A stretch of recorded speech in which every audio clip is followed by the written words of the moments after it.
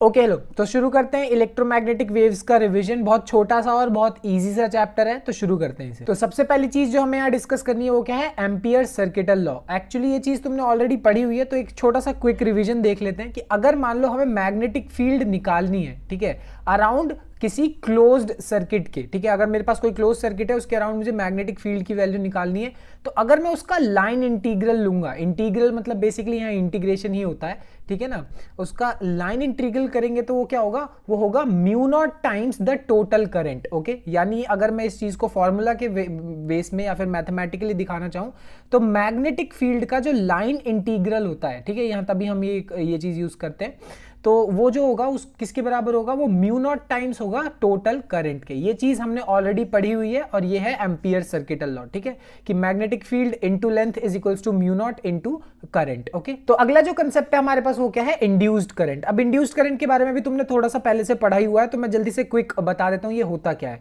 अगर मान लो मेरे पास ऐसे कोई कॉइल है, मैग्नेटिक फील्ड है, अगर मैं मैग्नेटिक फील्ड को चेंज करता हूं, ठीक है, तो मेरे मैग्नेटिक फील्ड के चेंज करने के वजह से क्या होता है, फ्लक्स में भी चेंज आता है, क्योंकि जो फ्लक्स होता है वो कहीं ना कहीं मैग्नेटिक फील्ड पे डिपेंड करता है, ठीक है ना। अब यहां पे अगर मैंने फ्लक्स को बदला तो फ्लक्स के बदलने से मेरे पास ईएमएफ भी इंड्यूस होता है। ईएमएफ मतलब एक तरीके से वोल्टेज भी इंड्यूस होता है, और जहां पे वोल्टेज होगा हमें पता है वहां पे तो करंट होगा ही होगा। अब ये चीज तुम भूल गए हो तो कोई दिक्कत वाली बात नहीं है, अभी के लिए बस इतना समझ लो कि कहीं ना कहीं मैग्नेटिक फील्ड के चेंज होने के वजह से जो करंट है वो इंड्यूस होता है, ठीक है। ये कोई नॉर्मल करंट नहीं है, लाइक मैंने बैटरी लगा दी और उसमें से करंट बन रहा है, वो अलग तरीके का करंट हो गया। यहां मैं करंट को क्रिएट कर रहा हूं, उसको इंड्यूस कर रहा हूं, उसको बना रहा हूं मैग्नेटिक फील्ड की मदद से। सिंपल सी बात है। अब मेरा पर्पस क्या था तुम्हें एम्पियर सर्किटल लॉ बनाने का, क्योंकि हम लोग उसके मॉडिफिकेशन के बारे में पढ़ने वाले हैं। मैक्सवेल करके साइंटिस्ट थे, उन्होंने एम्पियर सर्किटल लॉ को मॉडिफाई किया,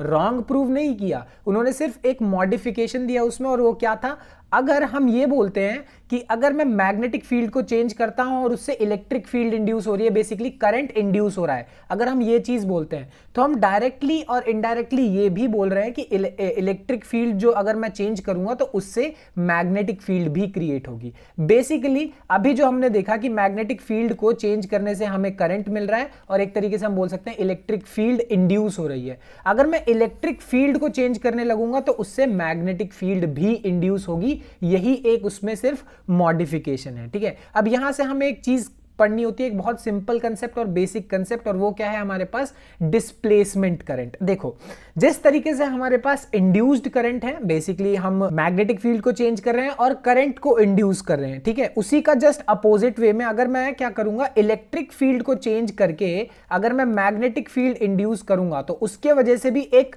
नया करंट आता है, उसके वजह से एक नया करंट आता है, उस चीज को हम क्या बोलते हैं, डिस्प्लेसमेंट करंट। और यहां तुम रीड भी कर सकते हो कि displacement current is that current which comes into existence, जिसका एग्जिस्टेंस ही तब होता है जब हम इलेक्ट्रिक फ्लक्स को चेंज करते हैं समय के साथ। ओके, बेसिकली इलेक्ट्रिक फील्ड को चेंज करना ही इलेक्ट्रिक फ्लक्स को चेंज करने के बराबर है, ठीक है ना। तो अगर हम इलेक्ट्रिक फील्ड चेंज करेंगे, फ्लक्स चेंज होगा और उसके वजह से एक डिस्प्लेसमेंट करंट का क्रिएशन होगा। और इसी डिस्प्लेसमेंट करंट को अगर मैं मैथमेटिकली रिप्रेजेंट करना चाहूं तो डिस्प्लेसमेंट करंट किसके बराबर होता है, एप्सिलॉन नॉट, ये कांस्टेंट है, तुम्हें मालूम होगा इसके बारे में, D phi by D T. यहां पे जो फाई है वो कौन सा फाई है, मेरे पास फ्लक्स, जो इलेक्ट्रिक फ्लक्स की बात कर रहे हैं यहां पे हम, ठीक है ना।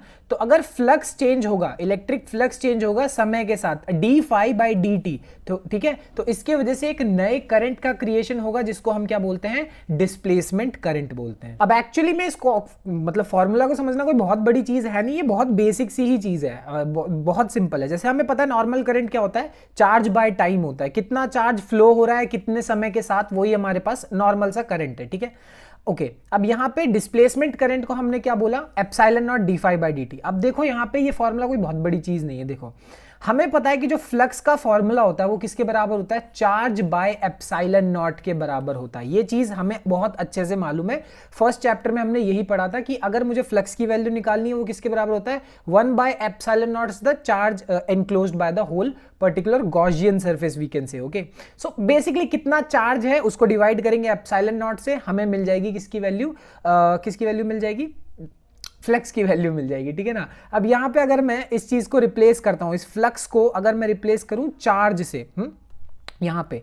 सो Q बाय एप्सिलॉन नॉट, तो देखो मेरे पास एप्सिलॉन नॉट तो कांस्टेंट है, सो ये इक्वेशन में होगा क्या कि ये कांस्टेंट है, ये तो बाहर आ जाएगा, तो ये कैसा दिखेगा equation, epsilon naught by epsilon naught dQ by dt, क्योंकि जो भी कांस्टेंट होता है वो डिफरेंशिएशन के बाहर आ जाता है। इससे ये कैंसिल हो गया, बचा क्या हमारे पास dQ बाय dt। तो डायरेक्टली इनडायरेक्टली हमारे पास जो डिस्प्लेसमेंट करंट है वो कहीं ना कहीं हमारे कंडक्शन करंट या कन्वेंशनल करंट या जो भी तुम इसको बोलना चाहो उसके बराबर ही है, क्योंकि ये भी dQ बाई dt के बराबर है, ये भी dQ बाई dt के बराबर है, तो दोनों अगर आपस में बराबर है तो कोई बहुत बड़ी दिक्कत वाली बात है ही नहीं। एक्चुअल में इसी तरीके से इस फॉर्मूले को बनाया जाता है, ठीक है ना। तो फाइनल मॉडिफिकेशन पे आते हैं कि अगर मुझे मैक्सवेल्स को मतलब मैक्सवेल वाला मॉडिफिकेशन अप्लाई करना है एम्पियर सर्किटल लॉ पे, तो मुझे कुछ दो बातें पहले से अच्छे से समझ में आ जानी चाहिए। पहली बात ये कि unlike the conduction current the displacement current exists whenever the electric field, और या फिर हम बोलेंगे इलेक्ट्रिक फ्लक्स चेंज हो रहा हो, ठीक है। अब कंडक्शन करंट का क्या मतलब है, ऐसा करंट जो कि मैंने अपनी एक बैटरी से क्रिएट किया है, ठीक है। अब यहां पे मैंने बैटरी से क्रिएट किया वो नॉर्मल करंट है, बट डिस्प्लेसमेंट करंट एक खास तरीके का करंट है जो तभी एग्जिस्ट करेगा जब मैं या तो इलेक्ट्रिक फील्ड की वैल्यू या ओवरऑल फ्लक्स की वैल्यू अगर चेंज करूंगा। अगर इसकी वैल्यू समय के साथ चेंज हो रही होगी, चेंजिंग विद टाइम, तभी डिस्प्लेसमेंट करंट एग्जिस्ट करेगा। वेरी इंपॉर्टेंट, ठीक है। और दूसरी बात तुम्हें यह समझनी है कि अकॉर्डिंग टू मैक्सवेल हमें यह भी बात समझनी पड़ेगी कि जो सोर्स है मैग्नेटिक फील्ड का, ओके, अगर मुझे मैग्नेटिक फील्ड क्रिएट करनी है तो वो सिर्फ और सिर्फ कंडक्शन इलेक्ट्रिक करंट की वजह से नहीं होती, कहीं ना कहीं वो टाइम वेरिंग इलेक्ट्रिक फील्ड की वजह से भी होती है। हमने ये चीज पढ़ी है, पहले भी पढ़ी हुई है कि कहीं ना कहीं अगर हम करंट का और मैग्नेटिक फील्ड का जो है वो आपस में एक रिलेशन होता है, ठीक है। कहीं ना कहीं करंट से हम मैग्नेटिक फील्ड क्रिएट कर सकते हैं, वो सारी बातें तुमने शायद पढ़ी होगी, ठीक है, ओके, अच्छी बात है। बट सिर्फ यही एक चीज नहीं है, अगर मैं किसी तरीके से इलेक्ट्रिक फील्ड को समय के साथ बदलूं, ओके, तो वो भी एक बहुत अच्छा तरीका है मैग्नेटिक फील्ड को क्या क्रिएट करने का, ठीक है। सो यहां पे हमारे एक तरीके से कह सकते हो दो सोर्स हो गए मैग्नेटिक फील्ड को क्रिएट करने के लिए, ओके। सो फाइनली इस चीज को हम अप्लाई कर सकते हैं इस तरीके से। मेरे पास जो टोटल करंट होता है मेरे इस तरीके के सर्किट में, अगर हम बात करें, जो टोटल करंट होता है वो कंडक्शन करंट ही नहीं, डिस्प्लेसमेंट करंट के भी बराबर होता है। और ये उसका फॉर्मूला अभी हमने डिस्कस करा, और वो कैसे होता है ध्यान से समझो, बहुत ही इजी और बहुत ही सिंपल सी बात है। ये बैटरी है, यहां से करंट जाएगा, बहुत सिंपली यहां से जा पाएगा, और ये हमारे पास करंट की वैल्यू होती है, हमें बहुत अच्छे से ये बात मालूम है। बट जो करंट है वो कैपेसिटर से पास नहीं हो पाता, क्योंकि हमें पता है कि एक चेंज होता हुआ करंट तो है नहीं, तो होगा क्या कि प्रॉब्लम यहां पे ये आएगी कि जो करंट है वो यहां से पास नहीं हो पाएगा। कैपेसिटर एक तरीके से इनफाइनाइट रेजिस्टेंस ऑफर करता है, ठीक है। तो एक्चुअल में यहां पे कंसेप्ट किस तरीके का यूज होगा कि यहां पे इस जगह पे तो मेरा कंडक्शन करंट ओके होगा, ठीक है। बट इस एरिया में हम अगर किसी तरीके से इलेक्ट्रिक फील्ड को चेंज करेंगे तो इस जगह पे एक नए करंट का क्रिएशन होगा, और वो करंट किसके बराबर होगा, ID के बराबर होगा, ठीक है। तो ऐसा कह सकते हो कैपेसिटर के अंदर, और जहां पे एक तरीके से हम इलेक्ट्रिक फील्ड एक तरीके से बदलेंगे तो वहां पे तो डिस्प्लेसमेंट करंट है, और उसके बाहर मेरे पास क्या है, कंडक्शन करंट है। समझ में आ गई बात। और एक्चुअली अगर तुम देखो तो कंडक्शन करंट और डिस्प्लेसमेंट करंट दोनों बराबर ही होते हैं, ये चीज जस्ट अभी हमने प्रूव करी, ओके। सो ओवरऑल फाइनली कहने का मतलब ये है कि जो मेरे पास सर्किट होता है, जो सर्किट होता है उसमें टोटल करंट किसके बराबर होता है, IC प्लस ID के बराबर होता है, conduction current plus displacement current. और वो कैसे, इस जगह पे इस पार्ट ऑफ द सर्किट में यहां पे IC की वैल्यू कितनी होती है, मैक्सिमम होती है, और यहां पे ID की वैल्यू, डिस्प्लेसमेंट करंट कितना होता है, 0 होता है। जब मैं वायर्स के अंदर बात कर रहा हूं तो यहां पे डिस्प्लेसमेंट करंट की वैल्यू 0 है, ठीक है। तो तुम IC प्लस ID करोगे तो यहां पे तुम्हारे पास कितना आ जाएगा, I के बराबर हो जाएगा। कह सकते हो कंडक्शन करंट ही टोटल करंट के बराबर है, ठीक है। ये तो वायर्स वाले सेक्शन में हो गया। और इसी चीज का अगर मैं अपोजिट कर दूं, अगर मैं इसके अंदर बात करूं, ठीक है, तो यहां पे ID की वैल्यू, डिस्प्लेसमेंट करंट की वैल्यू क्या होती है, एक तरीके से मैक्सिमम होती है, ठीक है। अब इसकी वैल्यू मैक्सिमम है तो हम यहां पे क्लियरली ये बोल सकते हैं कि ID plus IC again total current के बराबर है, जहां इसकी वैल्यू अब मेरे पास क्या हो गई, 0 हो गई। समझ में आई बात। तो ओके, टोटल करंट हमारे पास ये है। सो इसी को यूज करके हम एम्पियर सर्किटल लॉ को क्या करेंगे, मॉडिफाई करेंगे। और वो कैसे मॉडिफाई होगा, देखो इस तरीके से। हमें पता है जो BDL है वो म्यू नॉट आई के बराबर है, ठीक है। जो line integral of magnetic field है वो किसके बराबर है, mu not times the current के बराबर। बट यहाँ पे अब करंट सिर्फ और सिर्फ कंडक्शन करंट नहीं है, यहाँ पे साथ में डिस्प्लेसमेंट करंट भी उसका एक इंपॉर्टेंट पार्ट है, ठीक है। सो ओवरऑल हम यहाँ पे ये बोल सकते हैं कि ये हमारे पास एक modified version of ampere circuital law है। ये चीज तब तुम्हारे बहुत काम आएगी जब इलेक्ट्रिक फील्ड वगैरह चेंज हो रही हो, तब। समझ में आ गई बात? बहुत सिंपल है और बहुत बेसिक है, इसको इस तरीके से समझोगे तो समझना बहुत आसान हो जाएगा, ठीक है ना। तो फाइनली जो हमारे पास मैक्सवेल्स इक्वेशंस है, ऐसे एक तरीके से 4 इक्वेशंस बन के आती हैं तो वही चीज है जो तुमने ऑलरेडी पढ़ी हुई है। गॉस लॉ ऑफ इलेक्ट्रोस्टैटिक्स जो हमने फर्स्ट चैप्टर में पढ़ा हुआ है, ओके। फिर हमारे पास गॉस लॉ ऑफ मैग्नेटिज्म भी आता है, जिसकी वैल्यू हमेशा ही 0 होगी। रीजन ये होता है क्योंकि जो मैग्नेट्स हैं वो हमेशा पोल्स में एग्जिस्ट करते हैं, इस वजह से, ठीक है ना। तो पोल्स में एग्जिस्ट करते हैं तो साउथ नॉर्थ को कैंसिल आउट कर देता है, एट द एंड 0 ही होगा हमारे पास। थर्ड चीज हमारे पास क्या है, Faraday's law of electromagnetic induction, okay. कि अगर मान लो तुम्हें एक तरीके से देखना है कि कितना फ्लक्स चेंज हो रहा है वगैरह वगैरह इंडक्शन के टाइम पे, तो तुम ये वाला फॉर्मूला भी यूज कर सकते हो, जो कि तुमने प्रीवियस चैप्टर्स में पढ़ रखा है। और इस चैप्टर में इन फॉर्मूलाज का उतना रोल नहीं है, ठीक है। इंपॉर्टेंट रोल था इसका जो हमने जस्ट अभी करा, modified version of ampere circuital law, ठीक है। जिसमें आधा हमने पहले पढ़ा हुआ है बट आधा उसमें हमने कुछ नया ऐड करा, और वो क्या था, डिस्प्लेसमेंट करंट उसमें ऐड कर दिया, ठीक है ना। इस फॉर्मूला को समझने के लिए एक बहुत सिंपल सा एक छोटा सा एग्जांपल करके देख लेते हैं फटाफट। Voltage between the plates of a parallel plate capacitor. अब हमारे पास क्या है, एक पैरेलल प्लेट कैपेसिटर है और उसके अक्रॉस जो वोल्टेज है उसकी वैल्यू कितनी है, वो चेंज हो रहा है, उसकी वैल्यू नहीं दी हुई है हमें, मतलब कितना वोल्टेज चेंज हो रहा है कितने समय के साथ उसकी वैल्यू दे रखी है, और वो कितना है 5 वोल्ट्स पर सेकेंड, ठीक है। अब जो कैपेसिटर है उसकी वैल्यू भी, कैपेसिटेंस की वैल्यू जो है वो कितनी है, 1.0 माइक्रोफैराड्स, ओके। ये वैल्यूज अब हमें गिवन है इस प्रॉब्लम में, ठीक है। हमें निकालना क्या है, हमें निकालना what is the displacement current. Simple सा प्रॉब्लम है, बहुत इजी बेसिक प्रॉब्लम, सिर्फ तुम्हें ये समझाने के लिए कि फॉर्मूला वर्क कैसे करता है, ठीक है ना। तो यहां पे हमारे पास जो फॉर्मूला वो क्या है, epsilon naught D phi by D T, okay. हमें एक और फॉर्मूला फाई का यानी फ्लक्स का पता है, वो क्या होता है, electric field into area, okay. Flux जो होता है वो इलेक्ट्रिक फील्ड इनटू एरिया के बराबर होता है। और हमें यहाँ पे अगर ये चीज तुम्हें पता है तो बहुत अच्छी बात, नहीं पता तो मैं बता देता हूं, इलेक्ट्रिक फील्ड जो होता है वो पोटेंशियल के ग्रेडियंट के भी बराबर भी होता है, ठीक है। कितना पोटेंशियल चेंज हो रहा है कितने डिस्टेंस के साथ, उससे हमें इलेक्ट्रिक फील्ड भी मिलता है। ये भी एक फॉर्मूला है, पहले पढ़ा हुआ है तुमने, ठीक है। तो यहां पे इलेक्ट्रिक फील्ड को मैंने रिप्लेस किया किससे, पोटेंशियल बाय डिस्टेंस से। अब यहां पे हम अगर देखें कि क्या क्या चीजें एक्चुअल में कांस्टेंट है, एप्सिलॉन नॉट कांस्टेंट है, एरिया कांस्टेंट है, थिकनेस कांस्टेंट है, ये सब कांस्टेंट है, तो बाहर आ गया। बचा क्या हमारे पास, सिर्फ और सिर्फ डीवी बाई डी, यानी कितना पोटेंशियल बदल रहा है कितने समय के साथ। और ये चीज भी हमें कैलकुलेट करने की जरूरत नहीं है, ये चीज हमें क्वेश्चन में ऑलरेडी गिवन है, ठीक है। तो ये चीज गिवन है हमें। और एक और चीज ये भी पता होनी चाहिए कि जो कैपेसिटर है उसकी वैल्यू कितनी होती है, epsilon not a by D, okay. Parallel plate capacitor के लिए जो फॉर्मूला होता है कैपेसिटेंस निकालने का, वो क्या होता है, epsilon not a by D. तो मैं इस चीज को रिप्लेस कर सकता हूं किससे, कैपेसिटेंस से, ठीक है। सिंपल सी चीज है, ये चीज भी अलाउड है करना। तो अब यहां पे इसकी वैल्यू मुझे पता है, क्वेश्चन में दी हुई है, डीवी बाई डी टी की वैल्यू मैंने क्वेश्चन में दी हुई है, जस्ट पुट करो और आंसर निकालो, ठीक है। तो मेरे कहने का मतलब है इस तरीके से फॉर्मूला काम करता है। मैं ये नहीं कह रहा कि यही फॉर्मूला यही क्वेश्चन पेपर में आएगा, बट ये है, इससे तुम्हें समझ में तो आ ही गया होगा, आइडिया लग गया होगा। तो अब समझते हैं हमारा वेव नेचर किसी भी इलेक्ट्रोमैग्नेटिक रेडिएशन का, जिसके बारे में थोड़ा बहुत तुमने केमिस्ट्री में पढ़ा है, बट फिर भी मैं थोड़ा एक्सप्लेन करने की कोशिश करूंगा, ठीक है।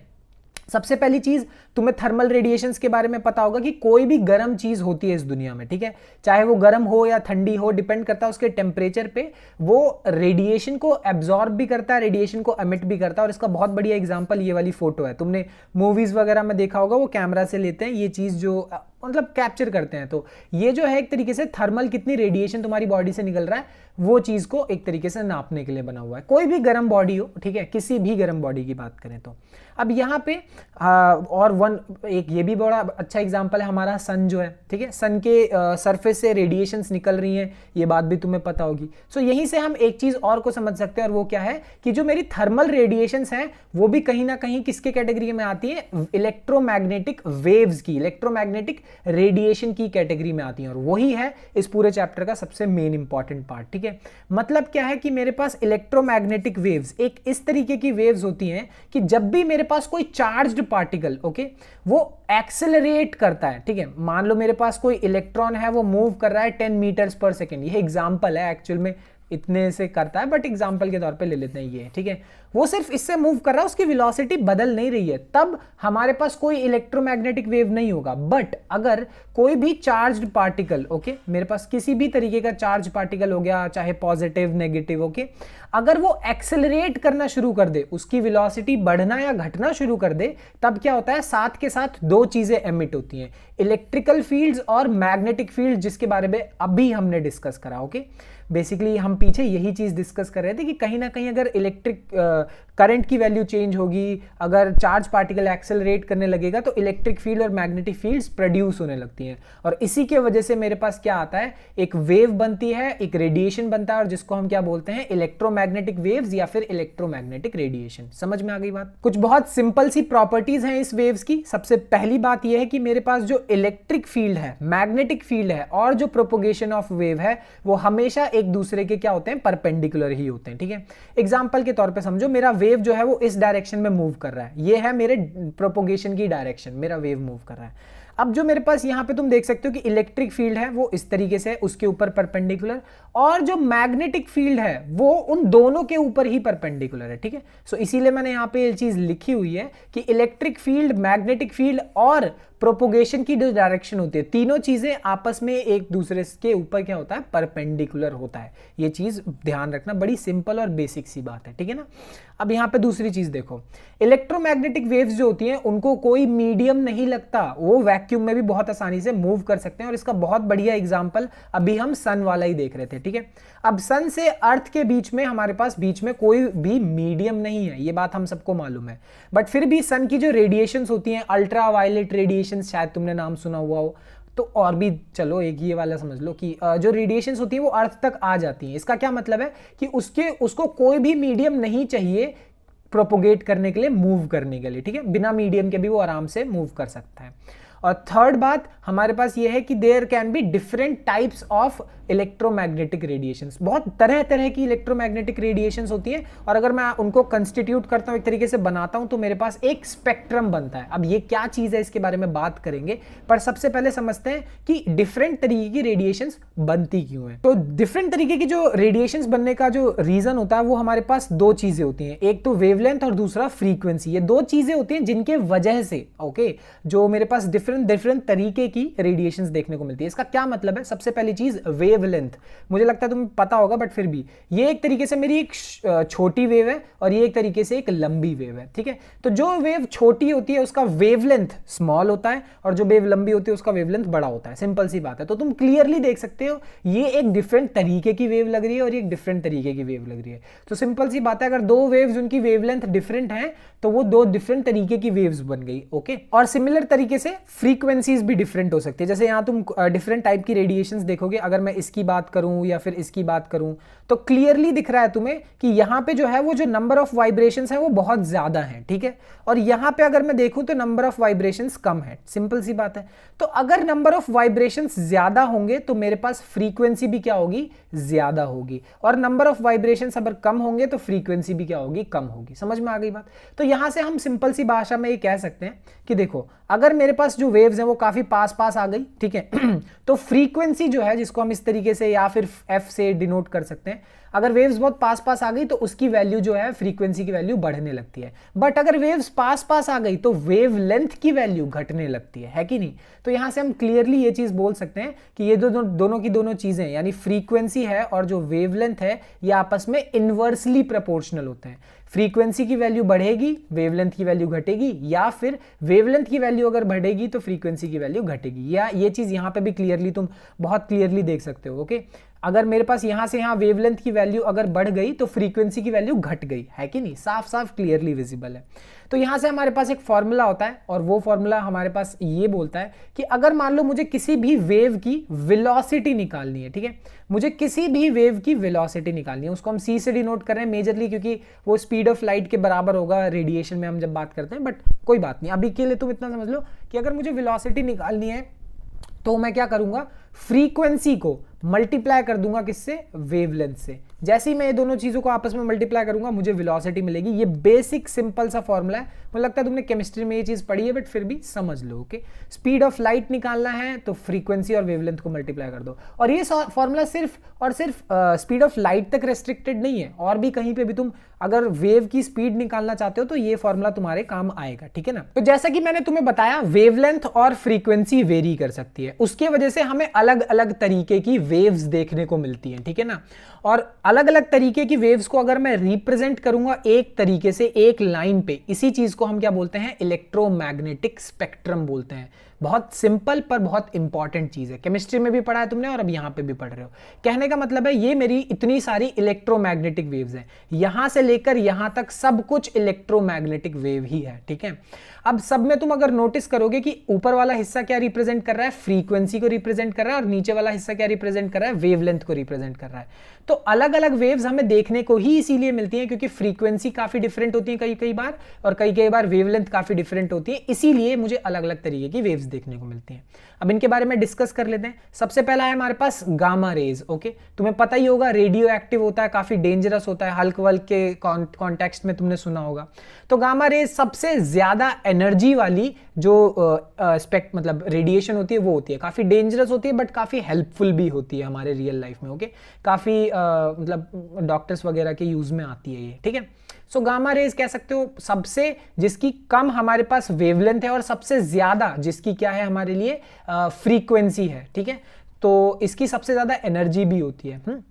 नेक्स्ट है हमारे पास एक्सरेज। एक्सरेज तो तुम्हें मालूम ही है क्या होता है, किसके लिए यूज होता है, स्कैन लेने के लिए यूज होता है, ठीक है। फिर हमारे पास आ गया अल्ट्रावायलेट। ओके, यूवी का मतलब अल्ट्रावायलेट हो गया।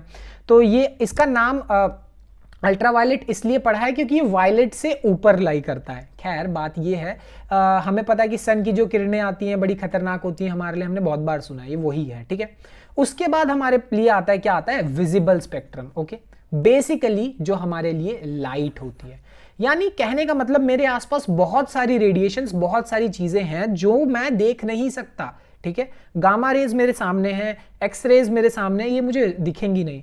इस पूरे के पूरी स्केल पे बहुत ही एक छोटा सा हिस्सा जो होता है जो मुझे दिखाई दे सकता है उसको बोलते हैं विजिबल स्पेक्ट्रम, जिसके अंदर हमारे लिए क्या आते हैं, 7 कलर्स आते हैं। और 7 नहीं मतलब काफी वेरिएशन कर सकते हो, बट बेसिकली 7 कलर्स होते हैं जिनको तुमने विबग्योर के नाम से सुना होगा, ठीक है। तो ये कैटेगरी होती है विजिबल स्पेक्ट्रम की। तो इसीलिए मैं बार बार कह रहा था वेव का मतलब लाइट, और इसीलिए हम सी भी यूज कर रहे हैं, स्पीड ऑफ लाइट के यूज करेंगे बेसिकली, क्योंकि कहीं ना कहीं जो लाइट है वो भी एक इलेक्ट्रोमैग्नेटिक वेव ही है। समझ में आ रही है बात, बहुत सिंपल सी चीज है, ठीक है। अगला है हमारे पास इंफ्रारेड। ओके, इसका नाम इंफ्रारेड इसलिए है क्योंकि ये रेड के नीचे लाई करता है। इसका नाम अल्ट्रावायलेट इसलिए क्योंकि वायलेट के ऊपर लाई करता है, सिंपल यही रीजन है। और इसका तुम्हें यूज देखने को मिल जाएगा टीवी रिमोट्स वगैरह वगैरह में, ठीक है। जो भी रिमोट्स तुम यूज करते हो डेली लाइफ में उसमें तुम्हें ये देखने को मिल जाएगा। नेक्स्ट है हमारे पास माइक्रोवेव, जानते ही हो तुम, कुछ नई बात नहीं है तुम्हारे लिए, माइक्रोवेव अवन्स वगैरह।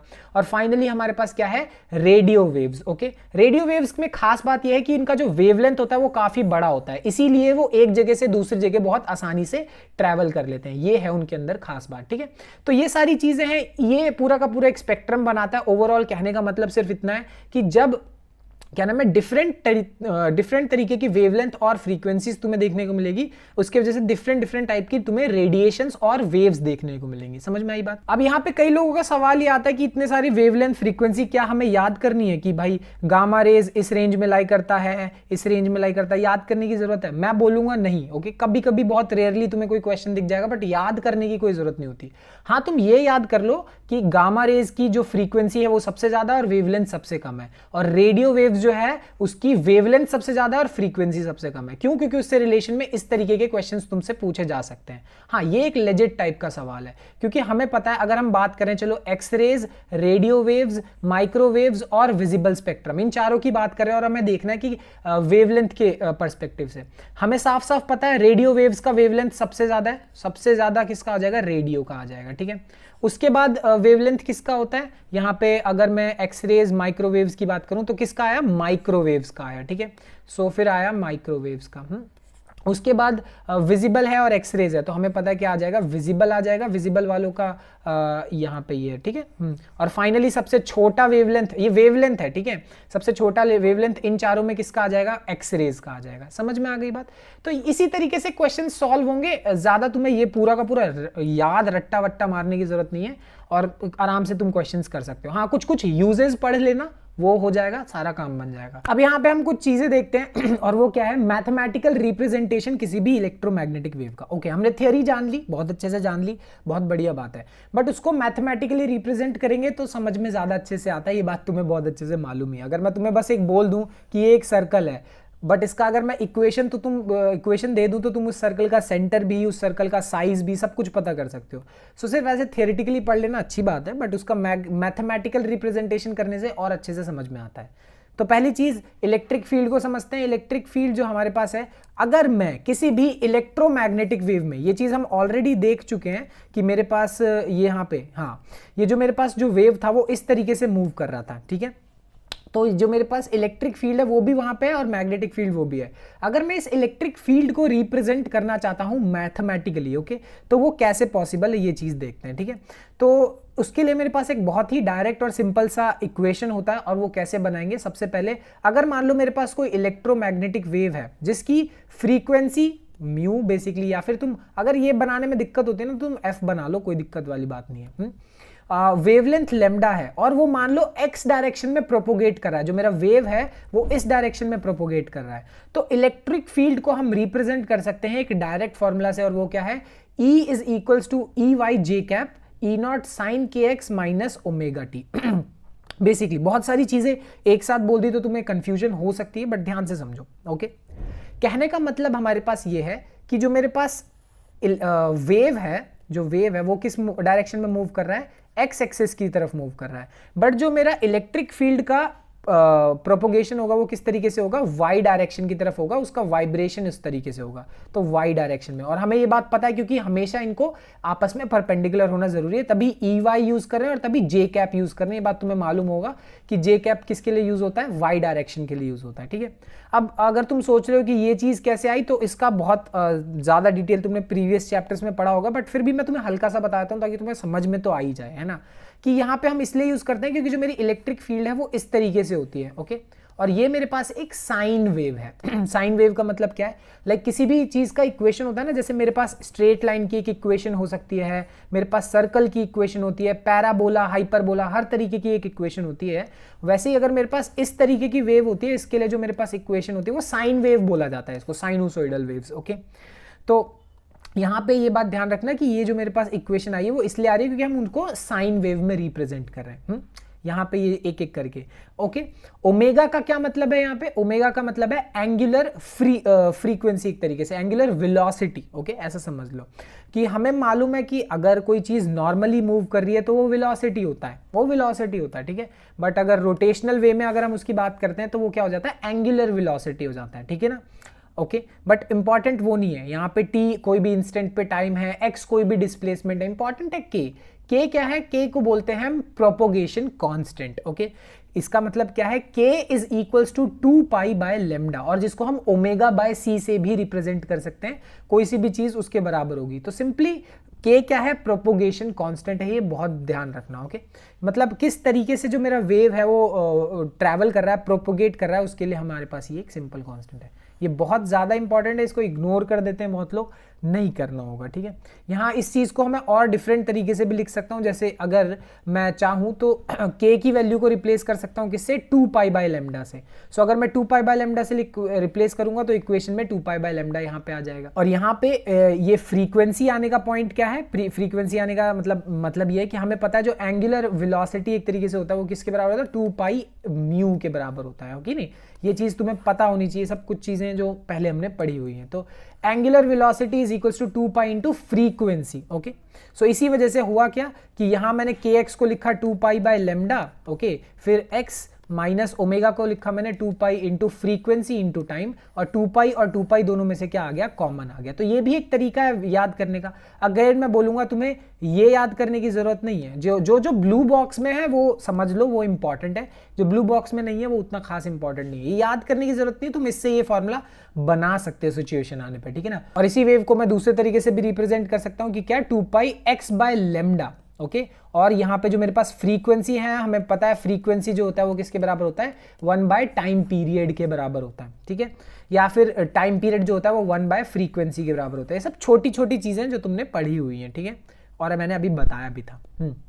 तो ये एक तरीके से रिप्रेजेंटेशन है, मैथमेटिकल रिप्रेजेंटेशन, कि अगर मान लो कोई वेव मूव कर रही है तो उसमें सिर्फ और सिर्फ इलेक्ट्रिक फील्ड वाले पार्ट को अगर मुझे रिप्रेजेंट करना है तो मैं ऐसे रिप्रेजेंट कर सकता हूं। समझ में आ गई बात। और फाइनल बात यहां ध्यान रखना कि मेरा वेव प्रोपोगेट कर रहा है एक्स की डायरेक्शन में, जो इलेक्ट्रिक फील्ड है वो एक तरीके से वाई की डायरेक्शन में। तो जो बाकी के दो डायरेक्शंस हैं, यानी इलेक्ट्रिक फील्ड की वैल्यू एक्स डायरेक्शन में और जेड डायरेक्शन में, वो कितनी होगी, 0 होगी, उसकी वैल्यू कंसीडर नहीं की जाएगी। सिर्फ और सिर्फ वाई डायरेक्शन में उसकी जो भी वैल्यू होगी वो होगी, ठीक है ना। और एग्जैक्टली सिमिलर तरीके से अगर मैं मैग्नेटिक फील्ड को रिप्रेजेंट करना चाहता हूं, वही सेम इक्वेशन, सब कुछ वही, बट फर्क क्या आ जाएगा, मैंने आप बी जेड लिखा है। वेव मेरी जा रही है वाई डायरेक्शन में, इलेक्ट्रिक फील्ड जा रही है मेरी वेव जा रही है एक्स डायरेक्शन में, इलेक्ट्रिक फील्ड वाई डायरेक्शन में। तो जो मेरी मैग्नेटिक फील्ड होगी उनको इन दोनों पे परपेंडिकुलर होना जरूरी है, इसीलिए वो जेड की डायरेक्शन में प्रोपोगेट करेगा। ये ध्यान रखना। मैं ये कोई इकलौता केस नहीं बोल रहा कि यही एक केस पॉसिबल है जहां पे ये x, ये y, ये z, नहीं। मेरे कहने का मतलब ये है कि अगर ये x है तो ये y होगा और ये z होगा, ये कहने का मतलब यहां पे ये है, ठीक है ना। बाकी इक्वेशन सेम है, k की वैल्यू, प्रोपोगेशन कांस्टेंट की वैल्यू भी सेम रहेगी, और वही हमारे पास क्या है, उसी को मैं इस वे में भी रिप्रेजेंट कर सकता हूं 2 पाई कॉमन लेके, और इस वे में भी रिप्रेजेंट कर सकता हूं जहां हमने फ्रीक्वेंसी को रिप्लेस किया है किससे, टाइम पीरियड से, ठीक है। और ओवरऑल फाइनल एक और बात कि अगर मेरा जो मैग्नेटिक फील्ड है वो z की डायरेक्शन में प्रोपोगेट कर रहा है, ठीक है, तो होगा क्या कि बाकी दोनों डायरेक्शन में, यानी x की डायरेक्शन में और y की डायरेक्शन में जो मैग्नेटिक फील्ड की वैल्यू होगी वो कितनी होने वाली है, 0 होने वाली है। सिंपल सी बात है, जैसे अभी हमने मैं वहां पे पढ़ा था, ठीक है। और आखिरी और सबसे इंपॉर्टेंट, ओके, सिर्फ सीबीएसई नहीं, किसी भी कॉम्पिटिटिव एग्जाम की भी अगर मैं बात करूं तो अब जो मैं बोलने जा रहा हूं वो सबसे ज्यादा इंपॉर्टेंट होगा, ठीक है। सीबीएसई में तो ज्यादातर सवाल ही इसी से आते हैं, बट जेई नीट के लिए भी क्वेश्चंस इससे बहुत ज्यादा पूछे जाते हैं कि अगर मान लो मुझे इलेक्ट्रोमैग्नेटिक वेव की स्पीड निकालनी है तो वो कैसे निकालेंगे। बहुत ही सरल, सिंपल, बेसिक फॉर्मूला होता है, और वो क्या होता है, स्पीड ऑफ ईएम वेव यानी स्पीड ऑफ लाइट होती है, और जो किसके बराबर होती है, E बाय बी के बराबर होती है। C is equals to E by B. यानी अगर तुम इलेक्ट्रिक फील्ड को डिवाइड करोगे मैग्नेटिक फील्ड से तो तुम्हें किसकी वैल्यू मिल जाएगी, स्पीड ऑफ इलेक्ट्रोमैग्नेटिक वेव मिल जाएगी। समझ में आ गई बात। ये बहुत ही ज्यादा इंपॉर्टेंट फॉर्मूला है, और मैं कह सकता हूँ 80-85% प्रॉब्लम इस चैप्टर से इसी फॉर्मूला पे आते हैं, ठीक है ना। और एक और चीज जिसको तुम्हें समझना है, ये तो तुम्हें दे देगा चलो मैग्नीट्यूड, पर डायरेक्शन का क्या। फॉर एग्जांपल अभी हम एक केस ले रहे थे कि मेरे पास जो एक्स डायरेक्शन में जो है वो वेव प्रोपोगेट कर रहा है, ठीक है, ओके। वाई डायरेक्शन में मेरे पास क्या प्रोपोगेट कर रहा है, इलेक्ट्रिक फील्ड प्रोपोगेट कर रही है, और जेड डायरेक्शन में मेरे पास क्या प्रोपोगेट कर रहा है, मैग्नेटिक फील्ड, ओके। बट इसके अलावा भी कोई पॉसिबिलिटी हो सकती है। मान लो मेरे पास जो वेव है वो जेड डायरेक्शन में प्रोपोगेट कर रहा है, तो फिर मैं इलेक्ट्रिक फील्ड और मैग्नेटिक फील्ड की डायरेक्शन कैसे पता करूंगा, या फिर कुछ और भी कैसे पता किया जाएगा। तो उसके लिए एक बहुत सिंपल सा चीज होती है, और वो क्या है, क्रॉस प्रोडक्ट कर दो, ओके। जैसे ही तुम E और B को आपस में क्रॉस करोगे तुम्हें किसकी डायरेक्शन मिल जाएगी, इलेक्ट्रोमैग्नेटिक वेव की डायरेक्शन मिल जाएगी। एग्जाम्पल के तौर पे हम अभी वाला एग्जाम्पल उठा लेते हैं, ठीक है। हमें पता था कि जो वेव है वो एक्स डायरेक्शन में, ठीक है, इस तरीके से ऐसे लिख लेते हैं, सबसे बढ़िया।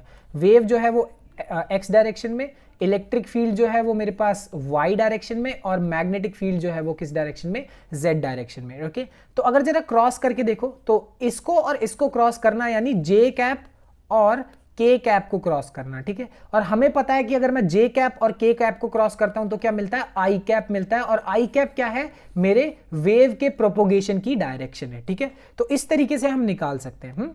तो कह सकते हो अगर तुम्हें इलेक्ट्रिक फील्ड और मैग्नेटिक फील्ड की डायरेक्शन पता है तो तुम वेव के प्रोपोगेशन की डायरेक्शन जो भी है वो तुम आराम से निकाल सकते हो, ठीक है। या फिर इसका उल्टा भी कर सकते हैं, ओके। जिस तरीके से हमने ये इक्वेशन लिखी कि ई जे जो ई जे कैप है, बी के कैप है, वो सी आई कैप के बराबर होगा, हमें पता है क्योंकि जे कैप जो है वो क्रॉस करेंगे के कैप से तो आई कैप मिलेगा, ठीक है। एग्जैक्टली उसी तरीके से हम ये वाली इक्वेशन भी लिख सकते हैं। कोई प्रॉब्लम वाली बात है? बिल्कुल भी नहीं। क्यों? यहां पे मुझे मैग्नेटिक फील्ड और वेव की प्रोपोगेशन की डायरेक्शन पता है, तो मैं यहां से इलेक्ट्रिक फील्ड के प्रोपोगेशन की डायरेक्शन निकाल सकता हूं, ठीक है। बहुत सिंपल है, क्योंकि के कैप को अगर तुम क्रॉस करते हो आई कैप के साथ, ठीक है, तो तुम्हें मालूम होगा उससे हमें क्या मिलता है, जे कैप मिलता है। ये चीजें छोटी छोटी हैं, वेक्टर क्रॉस प्रोडक्ट है, ठीक है। अगर नहीं भी समझ में आ रहा तो इतना समझ सकते हो कि अगर मैं ई और बी को क्रॉस करूंगा सी मिल जाएगा, यानी वेव की डायरेक्शन मिल जाएगी। बी और सी को क्रॉस करूंगा तो ई यानी इलेक्ट्रिक फील्ड की डायरेक्शन मिल जाएगी। और लास्ट अगर मुझे मैग्नेटिक फील्ड की वैल्यू निकालनी है तो मैं क्या करूंगा, वेव की प्रोपोगेशन की डायरेक्शन को क्रॉस कर दूंगा इलेक्ट्रिक फील्ड की प्रोपोगेशन से। सिंपल है, इन दोनों को क्रॉस करूंगा तो मुझे मैग्नेटिक फील्ड पता लग जाएगा। समझ में आ रही बात? और ये चेक कर सकते हो कि आई कैप को अगर मैं क्रॉस कर रहा हूं जे कैप से तो हमें क्या मिलता है, के कैप मिलता है। ये बात सबको मालूम है बहुत अच्छे से, ठीक है। तो इसी तरीके से हमें डायरेक्शन पता करनी होती है। कहने का मतलब तीन चीजें हैं यहां पे, इलेक्ट्रिक फील्ड है, मैग्नेटिक फील्ड है, और क्या है हमारे पास, जो direction of propagation of wave है। इन तीनों में से किसी दो चीजों की वैल्यू अगर हमें पता होगी तो हम तीसरे चीज की वैल्यू बहुत ही आसानी से, तीसरे चीज की डायरेक्शन बहुत ही आसानी से निकाल सकते हैं। ये स्लाइड बहुत ही ज्यादा इंपॉर्टेंट है, इस पूरे चैप्टर का कह सकते हो one of the most important चीज है इस चैप्टर में, ठीक है ना। अब एग्जांपल के तौर पे ये क्वेश्चन करते हैं, बहुत ही इजी, बेसिक, बहुत सिंपल क्वेश्चन है, इससे तुम्हें दोनों चीजें समझ में आ जाएगी। यहां पे इस क्वेश्चन में अगर तुम्हें सबसे पहले तो बोला गया कि इलेक्ट्रोमैग्नेटिक वेव जो है उसकी फ्रीक्वेंसी तुम्हें दे रखी है और वो कितनी है, 25 गीगाहर्ट्ज। ओके, कोई प्रॉब्लम वाली बात नहीं है। वो मूव कर रहा है जेड डायरेक्शन में, यानी के कैप, ये चीज तुम्हें दी हुई है, बहुत बढ़िया, ठीक है। अब यहाँ पे जो मैग्नेटिक फील्ड है उसकी वैल्यू हमारे पास कितनी है, 5 × 10⁻⁻8, और वो बोला भी है कि वो जे कैप यानी वो वाई की डायरेक्शन में मूव कर रहा है। अब हमें निकालना क्या है, इलेक्ट्रिक फील्ड निकालना है। अगर मुझे इलेक्ट्रिक फील्ड की वैल्यू निकालनी है तो मैंने तुम्हें बताया, देखो हमें पता है कि E/B जो होता है, अगर इन दोनों का मैं रेशियो कर दूंगा मुझे C मिल जाएगा, ठीक है। यानी अगर मुझे इलेक्ट्रिक फील्ड निकालना है वो क्या करूंगा, C × B, इन दोनों को मल्टीप्लाई करो तो मैं इलेक्ट्रिक फील्ड मिल जाएगा। यानी अगर मैं मल्टीप्लाई करूं C मतलब 3 × 10⁸, ये है speed of light, multiplied by magnetic field 5 × 10⁻⁸। Okay, 3 5 is 15, it will be 15 volt पर मीटर। वोल्ट पर मीटर बेसिकली क्या होती है, ऐसा यूनिट होती है किसकी, ऐसा यूनिट नहीं बट यूनिट होती है किसकी, इलेक्ट्रिक फील्ड की, ठीक है। ये बात हमें पता है, बट ये जो आंसर आया है ना, ये मेरा फाइनल आंसर नहीं है। क्यों? क्योंकि इलेक्ट्रिक फील्ड जो है वो क्या है, एक वेक्टर क्वांटिटी है। सो इससे सिर्फ और सिर्फ मुझे क्या मिलने वाला है, मैग्नीट्यूड मिलने वाला है, सिर्फ और सिर्फ मैग्नीट्यूड, ओके। और डायरेक्शन निकालने के लिए क्या करना पड़ेगा, ये चीज मैंने तुम्हें बताई ही कि यहां पे तुम्हें करना क्या है कि अगर तुम्हें वेव की डायरेक्शन निकालनी है, इन दोनों को क्रॉस करो, इलेक्ट्रिक फील्ड की डायरेक्शन, इन दोनों को, ओके। इस तरीके से अगर तुम क्रॉस करते चले जाओगे तो तुम्हें तुम्हारा रिस्पेक्टिव आंसर्स मिलते चले जाएंगे, है ना। तो यहां से हम क्लियरली देख सकते हैं कि अगर मुझे चाहिए किसकी डायरेक्शन, इलेक्ट्रिक फील्ड की डायरेक्शन चाहिए, तो मुझे क्या करना पड़ेगा कि मैं मैग्नेटिक फील्ड को और स्पीड ऑफ लाइट, इन दोनों को बेसिकली स्पीड ऑफ लाइट या direction of propagation of wave, इनको क्रॉस कर दूंगा, आंसर मिल जाएगा। मैग्नेटिक फील्ड प्रोपोगेट कर रहा है किसमें, जे कैप में, ठीक है। और जो वेव है वो प्रोपोगेट कर रहा है जेड डायरेक्शन में। सो बेसिकली जेड डायरेक्शन का मतलब कितना हो गया, मेरे पास के कैप हो गया, ठीक है ना। और अगर मैं जे और के को आपस में क्रॉस करता हूं तो हमें पता है क्या आने वाला है, आई कैप आने वाला है, ठीक है। ये बात हमें पता है। तो इससे हमें क्या मिल जाता है, अब ये करने से हमें मिला है डायरेक्शन, ठीक है। सो अब मेरा जो फाइनल आंसर होगा वो सिर्फ और सिर्फ 15 वोल्ट्स पर मीटर नहीं होगा, वो कितना होगा, 15 वोल्ट्स पर मीटर और आई कैप, ओके। ये है मेरे पास जो मेरा फाइनल आंसर आएगा। समझ में आ गई बात? तो अगर तुम्हें कोई भी क्वेश्चन सॉल्व करना है, ये दोनों कंसेप्ट यूज करो, तुम कोई सा भी प्रॉब्लम इससे रिलेटेड सॉल्व कर सकते हो बड़ी ही आसानी से। अब वो तो एक बहुत इजी सिंपल क्वेश्चन हो गया। अब कभी कभार इस तरीके के क्वेश्चंस भी आते हैं और इनको देख के घबराना नहीं है। बहुत लोगों को मैंने देखा है इतना बड़ी इक्वेशन देख के घबरा जाते हैं कि भाई हम तो डर गए, हम कैसे सॉल्व करेंगे। नहीं, कुछ भी नहीं। देखो सिंपल करना क्या है कि ये इक्वेशन बिल्कुल ही एग्जैक्टली उसी इक्वेशन की तरह है जो हमने अभी पढ़ी, ठीक है। और तुम्हें करना क्या है, सिंपल कंपैरिजन कर देना है, ठीक है। कंपैरिजन का मतलब इस इक्वेशन को इस इक्वेशन की नजरिए से देखो, ओके। तो अगर तुम नोटिस करोगे तो साफ साफ देख सकते हो, किसी चीज को मैंने मल्टीप्लाई किया है एक्स के साथ और किसी चीज को मैंने मल्टीप्लाई किया है टी के साथ। सिमिलरली यहाँ पे मैंने किसी चीज को मल्टीप्लाई किया है एक्स के साथ और किसी को मैंने t के साथ, so automatically same concept use करेंगे। x के साथ जो भी मल्टीप्लीकेशन में है यानी 0.5 इंटू 10 टू द पावर 3, ये डायरेक्टली और इनडायरेक्टली हमें किसकी वैल्यू दे रहा है, k की वैल्यू दे रहा है, प्रोपोगेशन कांस्टेंट की वैल्यू दे रहा है। पहली बात तो ये, ठीक है। और दूसरी चीज हमारे पास क्या है कि ये जो चीज 1.5 into 10 to the power 11, okay, ये जो है वो किसके बराबर हो गया, ओमेगा के बराबर हो गया। बाय कंपैरिजन मैं बोल रहा हूं ये आंसर, ठीक है। तो इसको देख के कंफ्यूज नहीं होना, यही हमारे पास आंसर है, ठीक। अब पहली चीज तो ये, सो कंपेयर करके हमें के की वैल्यू, ओमेगा की वैल्यू सब पता लग गई। और ये जो है ये मेरे पास क्या हो गई, बी नॉट की वैल्यू। अब इसका मतलब क्या है, जो मैक्सिमम पॉसिबल वैल्यू है किसकी, मैग्नेटिक फील्ड की, वो ये हमें रिप्रेजेंट करता है। जस्ट लाइक ये जो चीज है वो हमें maximum possible value of electric field represent करता है, बिल्कुल वैसे ही, ठीक है ना। तो हमें पता लग गया। अब मुझे मान लो इलेक्ट्रिक फील्ड की वैल्यू निकालनी है, ठीक है। तो मुझे क्या चाहिए, ई नॉट की वैल्यू चाहिए और मुझे ये चीज पूरी की पूरी फॉर्म करनी पड़ेगी। तो देखो इस तरीके को मैं इस 3 फॉर्म में डिवाइड कर सकता हूं। पहले तो मुझे ई नॉट की वैल्यू चाहिए, जो कि हम आराम से E not by B not is equals to C करके निकाल सकते हैं। Sine k x minus omega t, बिल्कुल कंपैरिजन का यूज करके जैसे हमने के की वैल्यू, ओमेगा की वैल्यू निकाली, पुट करेंगे हमारे पास ये इक्वेशन बन जाएगी। और इस क्वेश्चन का तीसरा पार्ट वो क्या है, डायरेक्शन, जो कि मैंने तुम्हें अभी अभी सिखाया है कि नहीं। सो स्टेप नंबर 1, हमें ई नॉट की वैल्यू निकालनी है। उसका मतलब क्या है, B naught into C, multiply करो, तुम्हें सबसे पहले तो इलेक्ट्रिक फील्ड की वैल्यू मिल जाएगी, ठीक है। अब दूसरी चीज है हमारे पास इस इक्वेशन को फॉर्म करना। तो हमारे पास जो इक्वेशन फॉर्म होगी वो बिल्कुल ये जो मेरे पास वैल्यू है वो किसकी हो गई, के की वैल्यू आ गई। ये जो मेरे पास वैल्यू आ गई वो ओमेगा की वैल्यू आ गई। बट यहां तुम्हारा एक सवाल जरूर तुम्हारे दिमाग में उठेगा कि भाई ये जो इक्वेशन है वो नॉर्मल नहीं है, क्योंकि यहां पे प्लस लिखा है और हमारी इक्वेशन में माइनस है। इसका मतलब ये है हमारे पास कि ये जो मेरे पास मैग्नेटिक फील्ड का डायरेक्शन है वो के कैप नहीं है, वो के कैप उसका डायरेक्शन नहीं है, उसका एक्चुअल डायरेक्शन है माइनस के कैप। समझ में आ गई बात। तो ये चीज बड़ा ध्यान से रखना, इस फॉर्म का मतलब के एक्स माइनस ही होना चाहिए, के एक्स माइनस ओमेगा टी ही होना चाहिए। अगर बीच में प्लस लिखा है इसका मतलब क्या है कि वो अपोजिट डायरेक्शन में होगा, यानी के कैप नहीं माइनस के कैप। अब यहां से तुम डायरेक्शन निकाल सकते हो कि तुम्हें पता है बी को सी से क्रॉस करते हैं तो मुझे इलेक्ट्रिक फील्ड की डायरेक्शन मिलती है, ये बात हमें पता है। ये जो है मेरे पास माइनस के कैप है, ठीक है ना। क्रॉस करेंगे जो मेरे पास वेव की डायरेक्शन है। अब कभी कभार ये भी तुम्हारे दिमाग में कंफ्यूजन आएगा कि वेव की डायरेक्शन कैसे निकालें। तुम्हें निकालना ही नहीं है, ये साथ में देख रहे हो एक्स जो लिखा हुआ है, ये हमने जो यहाँ पे x लिखा हुआ है, ये x लिखा हुआ है, यही हमें रिप्रेजेंट करता है कि डायरेक्शन क्या है। x का मतलब है मेरे पास आई कैप की डायरेक्शन यानी एक्स एक्सिस की डायरेक्शन, वाई का मतलब वाई की डायरेक्शन में और जेड का मतलब जेड की डायरेक्शन में। सिंपल, इस चीज को देख के तुम्हें समझ में आ जाएगा कि इक्वेशन में कहां पे क्या चीज लिखी हुई है। समझ में आ गई बात। तो हमें पता लग गया कि इसका क्या है, आई कैप है। हमें इतना पता है कि के और आई को मैं जब क्रॉस करता हूं तो मुझे क्या मिलता है, जे कैप मिलता है। बट यहाँ पे एक माइनस भी है तो माइनस आ जाएगा, यानी सिंपली मेरे जो इसकी डायरेक्शन है वो कितनी है, माइनस जे कैप है, ठीक है।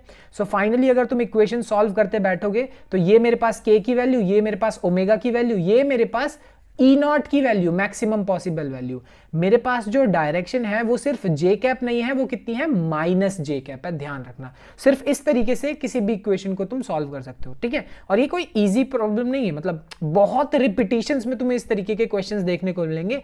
सिर्फ कॉम्पिटिटिव लेवल पे नहीं, सीबीएसई लेवल पे भी हर जगह पे तुम्हें मिलेगा देखने को, ठीक है ना। अब यहाँ पे हम कुछ प्रॉपर्टीज के बारे में बात कर लेते हैं, properties of electromagnetic waves. Although मैं बोलूंगा कि ये बहुत ईजी है और इसके ऊपर तुम्हें क्वेश्चंस भी ज्यादा करने की जरूरत होती नहीं, क्योंकि डायरेक्ट ही क्वेश्चंस आते हैं, ठीक है। तो फटाफट फॉर्मूलाज समझ लेते हैं, करते नहीं है, समझ ले, फॉर्मूलाज को समझना बहुत जरूरी है, ठीक है। तो हमें पता है परमिटिविटी कांस्टेंट यानी एप्सिलॉन नॉट की वैल्यू ये होती है, म्यू नॉट यानी परमिएबिलिटी की value 4 pi into 10 to the power -7 होती है। अगर तुम इन दोनों को मल्टीप्लाई करोगे, देखो इन दोनों को क्या करो, मल्टीप्लाई करो और इसका अंडर रूट करो और 1 से डिवाइड कर दो। अगर तुम ये चीज करोगे तो तुम्हें क्या मिलता है, c की वैल्यू मिलती है। बेसिकली दोनों को मल्टीप्लाई किया, रूट लिया और 1 से डिवाइड कर दिया, तो हमारे पास जो वैल्यू आएगी c की यानी स्पीड ऑफ लाइट वो कितनी आएगी, 3 इंटू 10 टू द पावर 8 आती है। यानी तुम ये भी कह सकते हो कि इन दोनों को मल्टीप्लाई करने से, यानी ये एक तरीके से रिलेशनशिप हो गया स्पीड ऑफ लाइट का, परमिटिविटी का और परमिएबिलिटी का। वेरी सिंपल बेसिक सी बात है, ठीक है। अब चलो मान लो ये तो मेरे पास परमिटिविटी कांस्टेंट फ्री स्पेस का हो गया, यानी वैक्यूम की बात होती है तब हम ये कंसीडर करते हैं, ठीक है ना।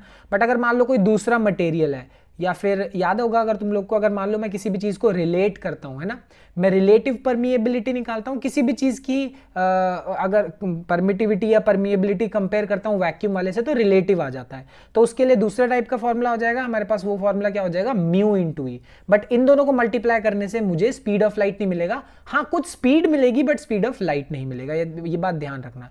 तो ये म्यू और ई क्या है, किसी भी रैंडम मीडियम की परमिएबिलिटी और परमिटिविटी, और ये क्या है, mu R into E R, ये क्या है, किसी भी रैंडम मीडियम की रिलेटिव परमिटिविटी और relative permeability. Okay, finally what is mu. Okay, ये चीज तुमने पढ़ी हुई है कि अगर रिफ्रैक्टिव इंडेक्स तुम्हें पता हो तो क्या होता है, स्पीड ऑफ लाइट, ओके, उसको डिवाइड कर दो स्पीड ऑफ मीडियम, तुम्हें पता होगा, ये चीज से भी आंसर आ तो जाता है।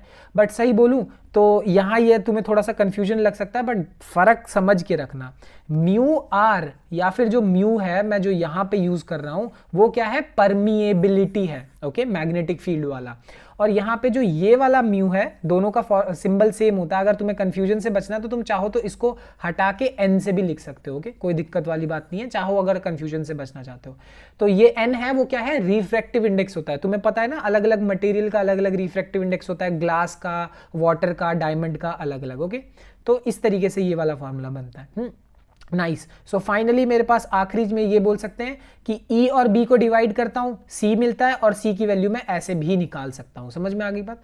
ऑल्दो ये उतना खास इंपॉर्टेंट नहीं है, फाइनली मेरे पास ये जो चीज है ये इंपॉर्टेंट है। तो कभी कभार तुम्हारे पास इससे रिलेशन में कोई क्वेश्चन आ सकता है, रेयर है बट आ सकता है, ईजी होता है बहुत। अब अगर मान लो तुम्हें मोमेंटम निकालना है इलेक्ट्रिक वेव, इलेक्ट्रोमैग्नेटिक वेव का, ठीक है ना। अब मेरे पास मान लो ये स्टेटमेंट साफ साफ लिखी हुई है, तुम्हें पता है मोमेंटम क्या होता है, मास इनटू वेलोसिटी होता है, ओके, ये बात तुम्हें पता है। तो वही अगर मान लो मुझे इलेक्ट्रोमैग्नेटिक वेव का मोमेंटम निकालना है तो सिंपली हम उसके इस तरीके से समझ सकते हैं कि इलेक्ट्रोमैग्नेटिक वेव जितना भी एनर्जी ट्रांसफर कर रहा है in a given time t, then the linear momentum p की वैल्यू कितनी हो जाएगी मेरे पास, u बाय c हो जाएगी, ठीक है।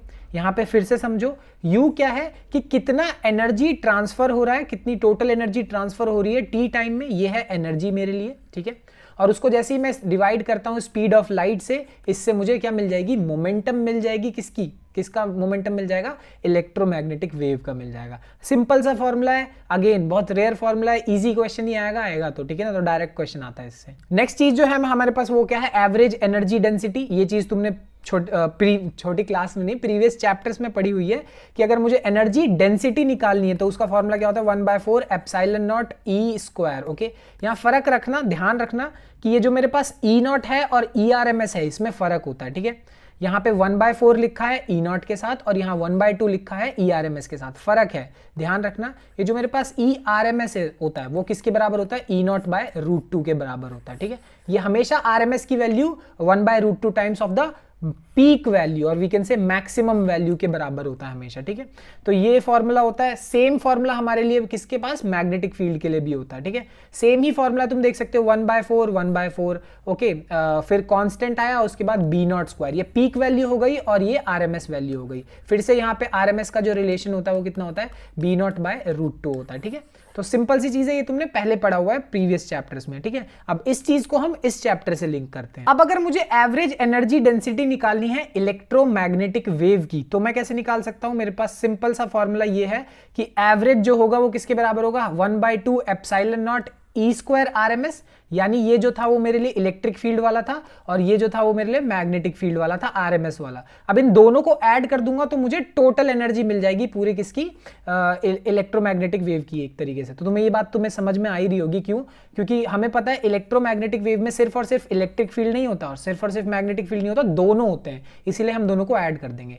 ये इंडिविजुअल एनर्जी है किसकी, इलेक्ट्रिक फील्ड की, ये इंडिविजुअल एनर्जी है मैग्नेटिक फील्ड की, और दोनों को ऐड कर दोगे तो तुम्हें टोटल एनर्जी मिल जाएगी, मतलब एक तरीके से एवरेज एनर्जी पूरे इलेक्ट्रोमैग्नेटिक वेव की। और इसी चीज को एक और तरीके से रिप्रेजेंट कर सकते हैं और वो क्या है, epsilon naught E RMS square, okay, E square RMS और यहाँ पे B square RMS by this, okay. Basically मेरे ओवरऑल कहने का मतलब यह है कि जो 1/2 epsilon naught E square RMS है, यानी ये वैल्यू जो है वो बराबर होती है किसके, 1/2 mu not be square RMS के, यानी ये दोनों। सो ये दोनों वैल्यूज क्या होती हैं, एक्चुअल में इक्वल होती है ना। तो एक तरीके से मैं यहाँ पे यही बोल सकता हूँ कि इससे ये कैंसिल हो जाएगा, है ना। तो मैं कहने को कर क्या सकता हूं कि इसी चीज को 2 बार लिखने की जगह मैं एक ही चीज को 2 बार लिख दूंगा तो वो क्या हो जाएगा 2 टाइम्स हो जाएगा। और 2 से जब मल्टीप्लाई देखो कैसे, इस तरीके से कि अब ये दोनों अगर इक्वल हैं तो मैं इसको ऐसे लिख सकता हूं 1/ε0 e square RMS is equals plus 1/2 mu not be square RMS। Okay, अब ये दोनों एक्चुअल में इक्वल हैं तो मैं इसको रिप्लेस कर देता हूं, ठीक है, इस चीज को पूरा रिप्लेस कर देता हूं और इसकी जगह मैं लिख दूंगा फिर से ε0 e स्क्वायर RMS। सेम चीज मैंने 2 बार लिख दी क्योंकि इक्वल है, तो ये कितना हो जाएगा 2 × 1/2 ε0 e स्क्वायर RMS। ओके, इससे ये कैंसिल हो गया, ये मेरे पास वैल्यू आई, तो सिमिलरली ये एनर्जी आ जाएगी और ये एनर्जी आ जाएगी। तो ये भी एक तरीका है फॉर्मूला को रिप्रेजेंट करने का, पर मैं बोलूंगा तुम्हें ये जरूरत नहीं है याद करने की, इतना याद कर लो बहुत है, क्योंकि ये इंडिविजुअल एनर्जी, ये इंडिविजुअल एनर्जी, और हमें पता ही है कि जब दोनों इक्वल हैं तो 2 से मल्टीप्लाई कर देंगे, है ना, रट्टा मारने की कोई जरूरत नहीं है। एंड फाइनली मेरे पास ये क्या है कि अगर इसी चीज को मैं, ये तो RMS के फॉर्म में था, इसी चीज को मैं अगर पीक वैल्यू की फॉर्म में निकालना चाहूंगा तो ये मेरे पास फॉर्मूला आ जाएगा। यहाँ 1/2 था, यहाँ 1/4 था, सिर्फ इतना ही डिफरेंस है, एल्स एवरीथिंग सब कुछ क्या रहेगा, सेम रहने वाला है, बिल्कुल सेम रहेगा। ठीक है, तो इसी तरीके से हम फॉर्मूला लिखते हैं, बेसिकली एवरेज एनर्जी डेंसिटी की वैल्यू लिखते हैं। बहुत ईजी बेसिक इजी से क्वेश्चंस होते हैं इससे, ठीक है ना। नेक्स्ट चीज जो कि इंपॉर्टेंट है, मैं ये नहीं कहूंगा कि इससे बहुत क्वेश्चंस आते हैं, बट हाँ इसका एक वर्जन थोड़ा सा इंपॉर्टेंट है। वो क्या है, इंटेंसिटी ऑफ इलेक्ट्रोमैग्नेटिक वेव्स। मान लो मेरे को किसी भी वेव की इंटेंसिटी निकालनी है, तो उसके लिए मेरे पास एक सिंपल सी चीज है, the energy of crossing per unit area per unit time in the direction perpendicular to the propagation of wave. शायद तुम्हें समझ ना आया हो तो समझो, बहुत सिंपल है। इंटेंसिटी निकालने के लिए energy per unit area per unit time, इन दोनों को डिवाइड कर दोगे, तुम्हें क्या मिल जाएगा, इंटेंसिटी मिल जाएगा। यानी कितनी एनर्जी तुम एक तरीके से क्रॉस करा रहे हो इतने से एरिया में और इतने से टाइम में, वो मेरे लिए इंटेंसिटी हो गई, है कि नहीं। ज्यादा एनर्जी क्रॉस कराओगे ज्यादा एनर्जी, कम एनर्जी क्रॉस कराओगे कम इंटेंसिटी, सिंपल सी बात है। और ये भी हमें पता है कि एनर्जी बाय टाइम या फिर वर्क डन बाय टाइम किसके बराबर होता है, पावर के बराबर होता है, तो ये भी एक चीज हो गई। ठीक है, तो कह सकते हो हाँ ये वाला एक फॉर्मूला कभी कभी यूज काफी हो जाता है, एल्स सिर्फ यूज इस तरीके से होगा कि तुम बहुत आसानी से उसको पुट करके आंसर निकाल सको, कोई वेरिएशन ज्यादा देखने को नहीं मिलेगा। ठीक है, हाँ ये एक फॉर्मूला हो गया। साथ के साथ हम इस तरीके से भी इंटेंसिटी को रिप्रेजेंट कर सकते हैं। मतलब क्या है कि अगर मैं एवरेज एनर्जी को मल्टीप्लाई कर दूंगा स्पीड ऑफ लाइट से, मतलब क्या है, अभी हमने निकाला कि एवरेज जो एनर्जी होती है वो किसके बराबर होती है, 1/2 ε0 ई नॉट स्क्वायर, और सिमिलरली यही चीज हमने बी नॉट के लिए भी लिखी थी। अब भी हमने 2 सेकंड पहले ही ये चीज करी है, ठीक है ना। यहाँ पे ये चीज देखो क्लियरली लिखी हुई है, तो यही चीज को मैं अगले वाले स्लाइड में यहाँ पे एनर्जी के तौर पे यूज कर रहा हूं कि मैं एनर्जी को मल्टीप्लाई कर दूंगा सी से, कुछ नहीं किया है, एनर्जी है ये और मैंने इसको मल्टीप्लाई कर दिया स्पीड ऑफ लाइट से, मुझे क्या मिल जाएगा, इंटेंसिटी मिल जाएगा। सिंपल मल्टीप्लीकेशन एनर्जी का स्पीड ऑफ लाइट से, बस इतना ही है। इंटेंसिटी बहुत ईजी होता है। तो ये था पूरा का पूरा चैप्टर, ईजी, बहुत बेसिक, आरामदायक चैप्टर है, फ्री के मार्क्स हैं, उठा लो। ठीक है, खैर अब मिलते हैं अगली वीडियो में, बाय बाय।